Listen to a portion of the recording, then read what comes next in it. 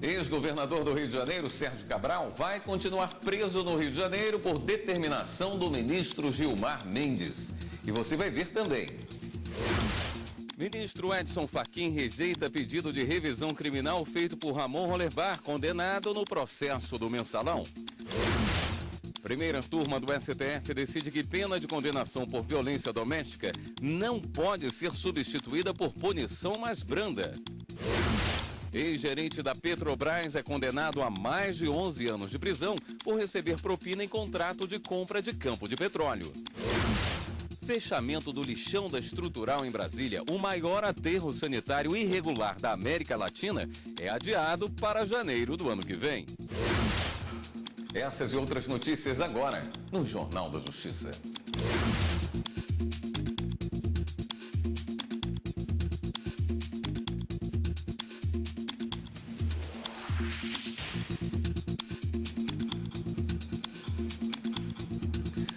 Boa noite. Liminar do ministro Gilmar Mendes do Supremo Tribunal Federal suspende transferência do ex-governador do Rio de Janeiro, Sérgio Cabral, para presídio federal em Mato Grosso do Sul. Repórter Ana Paula Ergang tem as informações. Boa noite, Ana Paula. Boa noite, William. Boa noite a todos. Para o ministro Gilmar Mendes, não há motivos para que Sérgio Cabral seja transferido para um presídio de segurança máxima.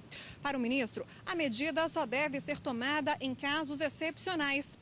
Isso porque, nesses presídios federais, o preso fica 22 horas sozinho na cela. O ministro Gilmar Mendes destacou que Sérgio Cabral está trabalhando na prisão no Rio de Janeiro e que apresenta bom comportamento. A decisão tomada em liminar vale até que o plenário aqui do Supremo analise a questão de forma definitiva. William. Ana Paula, uma outra decisão do Supremo Tribunal Federal, só que do ministro Edson Fachin, rejeitou o pedido de um condenado no processo que ficou conhecido como Mensalão, não foi isso? Isso mesmo, William. O publicitário Ramon Hollerbar, condenado na ação penal 470, conhecida como Mensalão, a 27 anos de reclusão pelos crimes de peculato, evasão de divisas, lavagem de dinheiro e corrupção ativa, pediu aqui no Supremo para que parte da condenação fosse desconstituída. Mas o pedido foi negado pelo ministro Edson Fachin. Para o ministro, o pedido devia ter sido fundamentado em novas provas descobertas depois da condenação, o que não aconteceu no caso. William. Obrigado, Ana Paula. O juiz federal Sérgio Moro condenou o ex-gerente da diretoria da Petrobras, Pedro Xavier Bastos, a 11 anos e 10 meses de reclusão pelos crimes de corrupção e lavagem de dinheiro. Ele foi preso no dia 25 de maio deste ano no Rio de Janeiro e está detido no Complexo Penitencial Penal de Pinhais, na região metropolitana de Curitiba. Pedro Bastos é acusado pelo Ministério Público de receber $4.800.000 em propina no contrato que selou a compra pela Petrobras de parte de um campo de petróleo no Benin, na África. O condenado assumiu ter recebido o valor, mas disse que era pagamento por uma consultoria. Ainda cabe recurso à decisão. A Procuradora-Geral da República, Raquel Dodge, assinou um protocolo de intenções com o governo federal para enfrentamento do crime organizado no Rio de Janeiro. Para combater o tráfico internacional de drogas, armas, munições e lavagem de dinheiro, foi assinado um protocolo de intenções entre a Procuradoria-Geral da República e os Ministérios da Defesa e da Justiça e o Gabinete de Segurança Institucional da Presidência da República. A parceria vai funcionar durante 2 anos com o objetivo de combater crimes federais, focando então na lavagem de dinheiro e o tráfico de drogas e armas. Vai ser uma cooperação interinstitucional. A Procuradora-Geral da República, Raquel Dodge, acredita que os resultados serão sentidos em curto prazo. Um grupo estratégico vinculado ao gabinete da procuradora também foi criado no último dia 25 para atuar contra organizações criminosas no Rio de Janeiro. A equipe vai elaborar um diagnóstico da crise de segurança pública no Rio com o objetivo de propor soluções contra a criminalidade. Hoje tem sessão plenária no Tribunal Superior Eleitoral. Repórter Henrique Amaral tem os detalhes da pauta dos julgamentos. Boa noite, Henrique. Boa noite, William. Boa noite a todos. Os ministros do Tribunal Superior Eleitoral devem julgar 46 processos na sessão de logo mais. Entre os destaques, 2 prestações de contas. Uma é a prestação de contas referentes às eleições de 2012 do Partido da Causa Operária, o PCO, sob relatoria da ministra Rosa Weber. A prestação de contas eleitorais é o relatório contábil com todas as movimentações financeiras da legenda durante determinada eleição.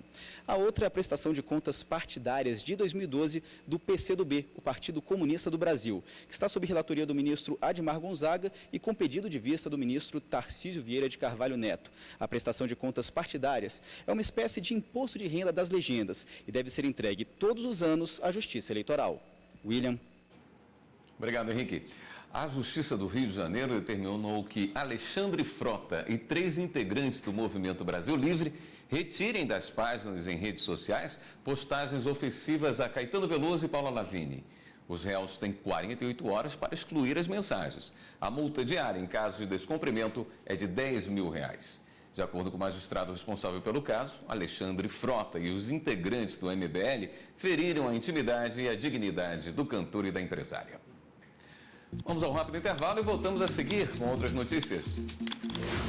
Primeira turma do STF decide que pena de condenação por violência doméstica não pode ser substituída por punição mais branda. A gente volta já já. Primeira turma do STF decide que pena de condenado por violência doméstica não pode ser substituída.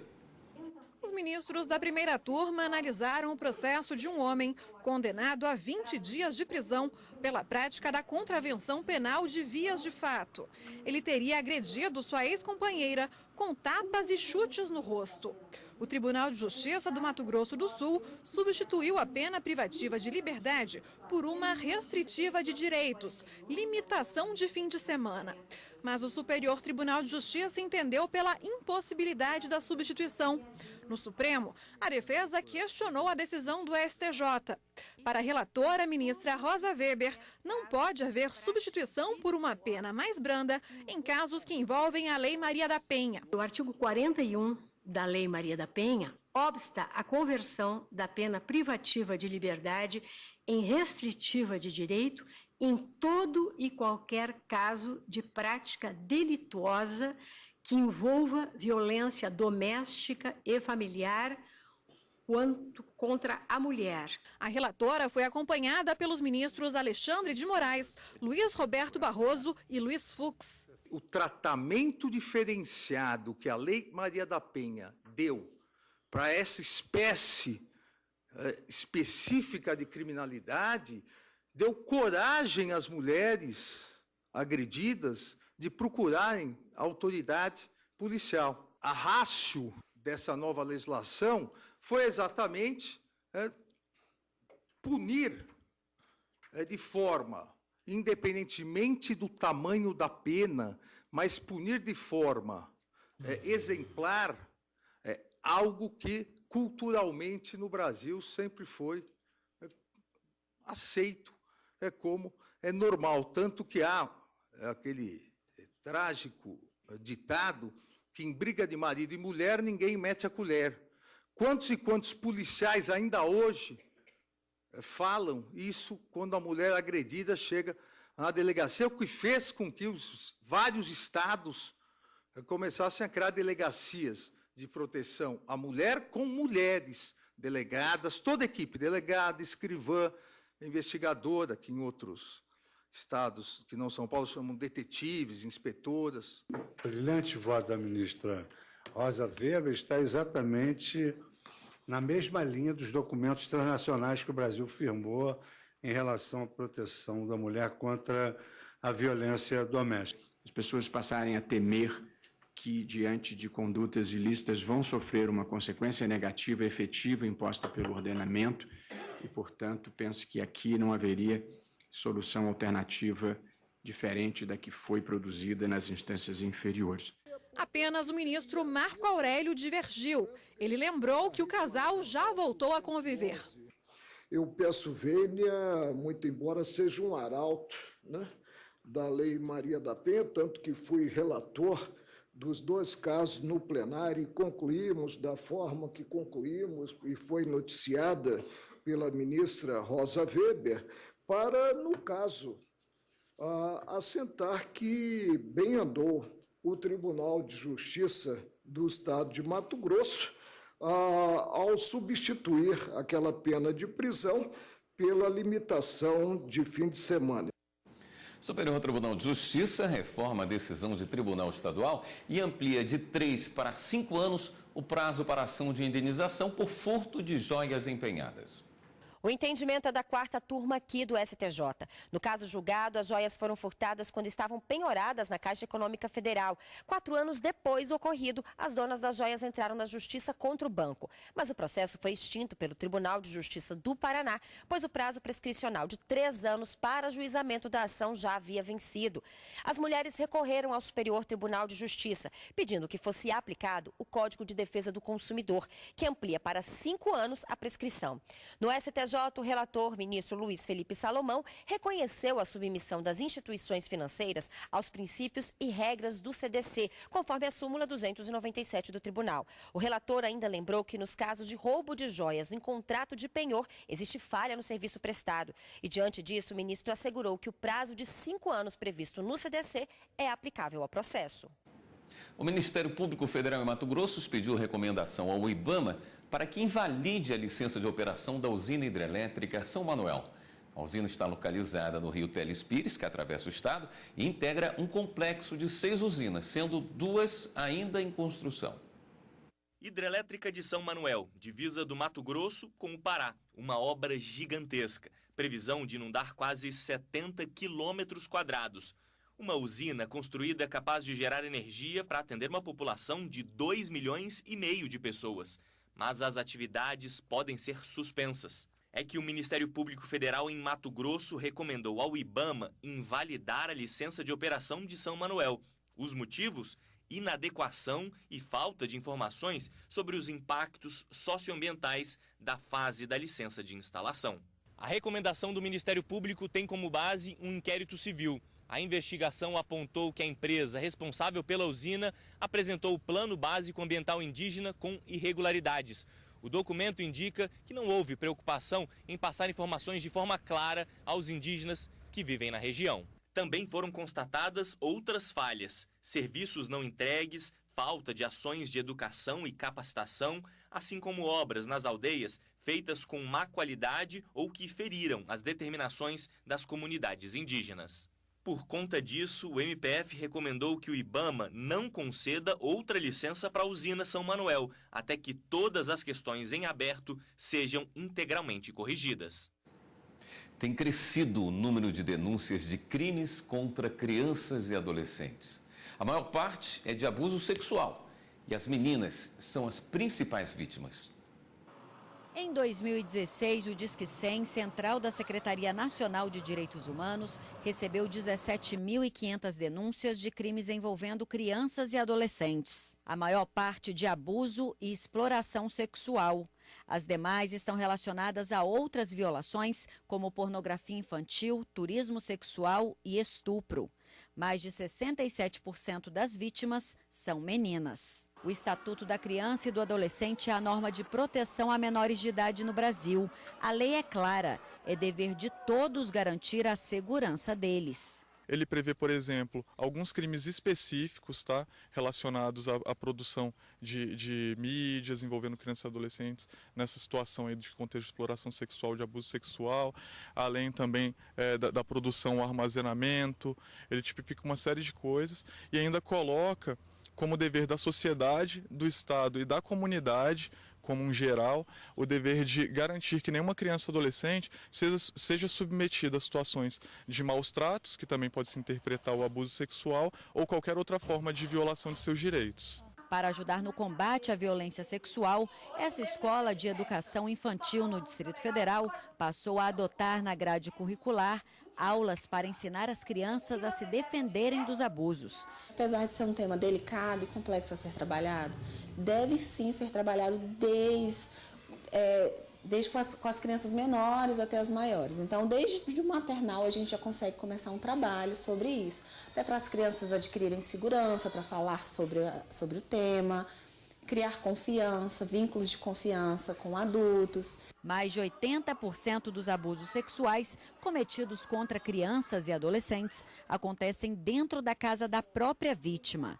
A estimativa é da Associação Brasileira de Proteção à Infância e Adolescência. Por isso, a importância de aumentar as denúncias contra esses crimes. A Polícia Federal cumpriu mandados em 5 cidades do interior do Pará com apoio do IBAMA. Servidores do órgão ambiental são suspeitos de repassar informações para a madeireira e outras pessoas fiscalizadas pela autarquia federal em troca de vantagens indevidas ou dinheiro. Os mandados de busca foram cumpridos em empresas suspeitas de pagar as propinas. Os suspeitos irão responder por corrupção passiva, ativa e concussão e, se condenados, podem pegar penas de até 8 anos de reclusão, além de multa. E a seguir, no próximo bloco do Jornal da Justiça. Fechamento do lixão da Estrutural em Brasília, o maior aterro sanitário irregular da América Latina, é adiado para janeiro do ano que vem. A gente volta em instantes.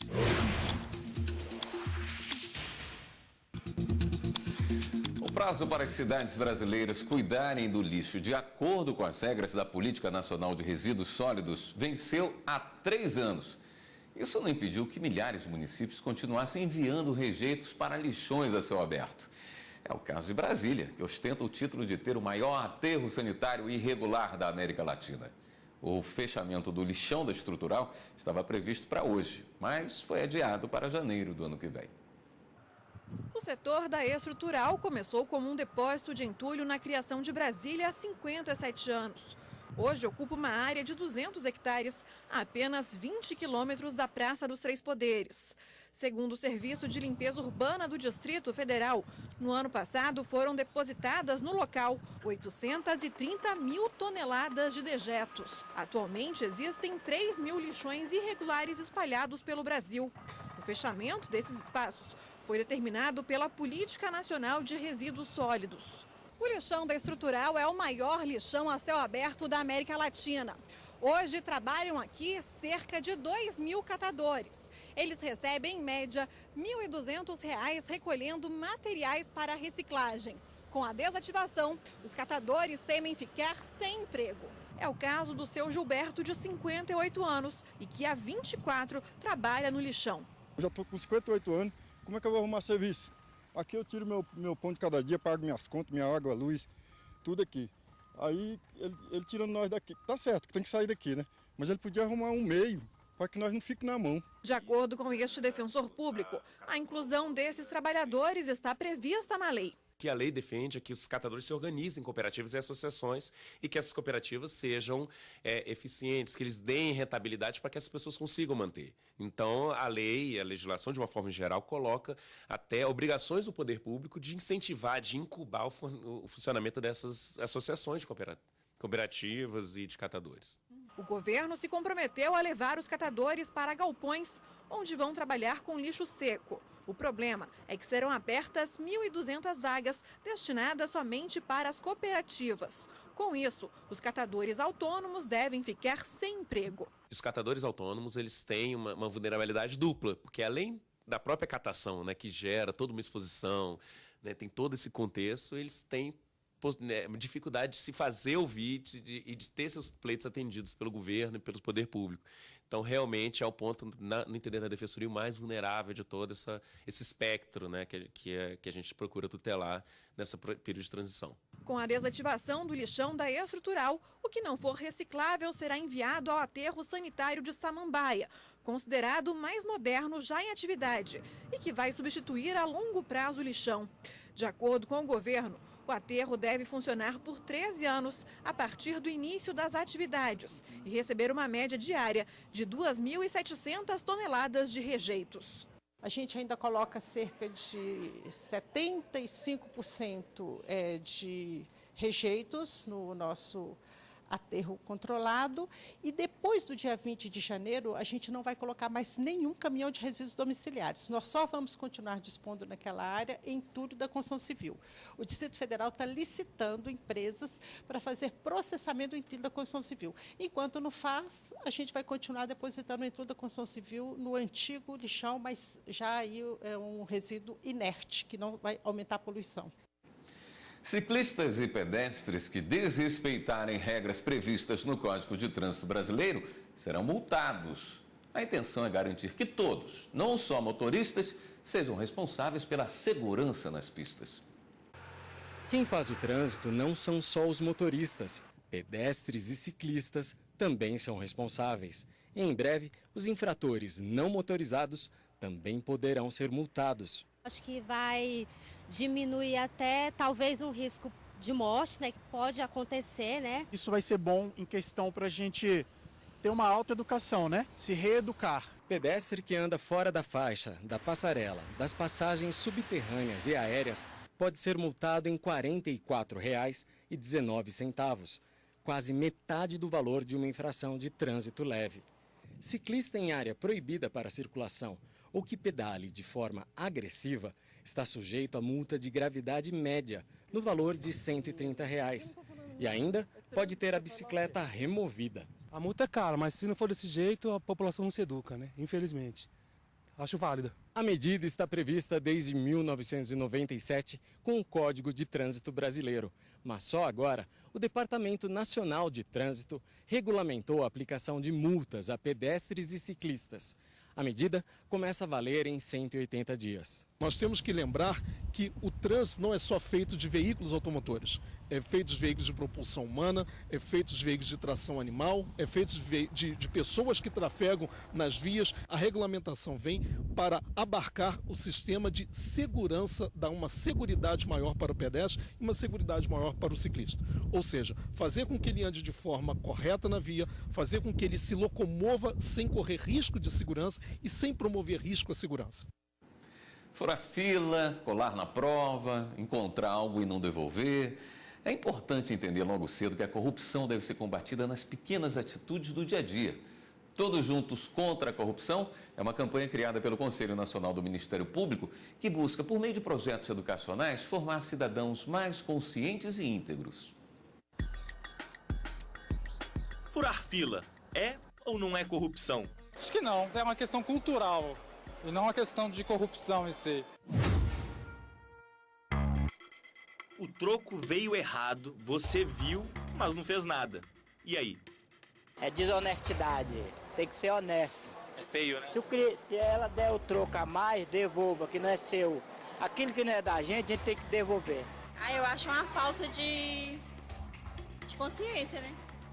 Já aconteceu comigo várias vezes, de eu pegar dinheiro a mais e devolver para o cliente. Para evitar aquela multa, por que não oferecer um dinheirinho pro policial? Pra mim é corrupção, sim. Por quê? Porque tá infringindo a lei, né? Não tá certo. A gente já tá num país que não tá nada fácil. Se você não procurar seguir a lei certinha, o que será de nós, né? Colar na prova, falsificar carteirinha estudantil, sonegar imposto de renda, comprar DVD pirata. Você em casa deve estar pensando, mas isso não é corrupção, tá mais para jeitinho brasileiro. Pois é, na verdade, todas essas atitudes estão erradas. E um bom lugar para aprender isso e também combater a corrupção é a escola. E desde cedo. Às vezes, só alguns minutinhos, uma pausa na aula de matemática para uma aula de cidadania faz um bem que não dá nem para contar. O Superman tinha uma coisa que acabava com ele, que era a criptonita. E sabe qual é a criptonita da corrupção? A honestidade. A ação correta. A gente fazer o que é certo, mesmo quando todo mundo estiver fazendo o que é errado. Eu gostei porque ensina o que é certo, o que é errado, o que a gente deve fazer ou não para ajudar o país. E o que se aprende aí dentro pode ganhar o mundo, né, Julinha? Posso mostrar para os meus vizinhos e para os outros amigos que eu tenho em outros lugares e falar para eles também o que é errado e o que é certo para eles aprenderem. Exatamente. Essa é uma das ideias da campanha Todos Juntos contra a Corrupção. Lançada pelo Conselho Nacional do Ministério Público, a iniciativa da Estratégia Nacional de Combate à Corrupção e Lavagem de Dinheiro reúne mais de 70 instituições. É muito comum ouvirmos que a corrupção não tem jeito, que está no DNA do brasileiro, que não se faz obra pública sem propina e que só nos resta aceitar e financiar essa corrupção sem fim. Mas sabemos que o fatalismo não combina com a gente. Não vai ser simples, nem de imediato, nem tarefa para um único super-herói. Mas estamos acostumados a vencer as dificuldades. Brasileiro e honesto. Brasileira e honesta. Nada é mais transformador que ser íntegro, onde a corrupção predomina. É óbvio que quanto mais cedo a gente trabalha isso, mais fácil e mais eficiente. O que não significa que as pessoas não mudem. As pessoas mudam de 0 a 99. Então, o trabalho precisa ser feito em todos os ambientes. A sociedade agradece.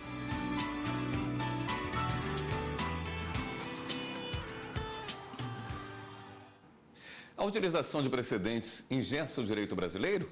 Nas aulas do Saber Direito dessa semana, você vai aprender sobre o microsistema de precedentes vinculantes com o professor de Processo Civil, Vinícius Lemos. Vinícius Lemos fala também sobre a teoria dos precedentes, repercussão geral, recursos excepcionais repetitivos e incidente de arguição de inconstitucionalidade. Você assiste às aulas do curso Saber Direito de segunda a sexta, às 8 da manhã e às 11h30 da noite. O Jornal da Justiça fica por aqui. Uma boa noite para você e continue aqui na TV Justiça.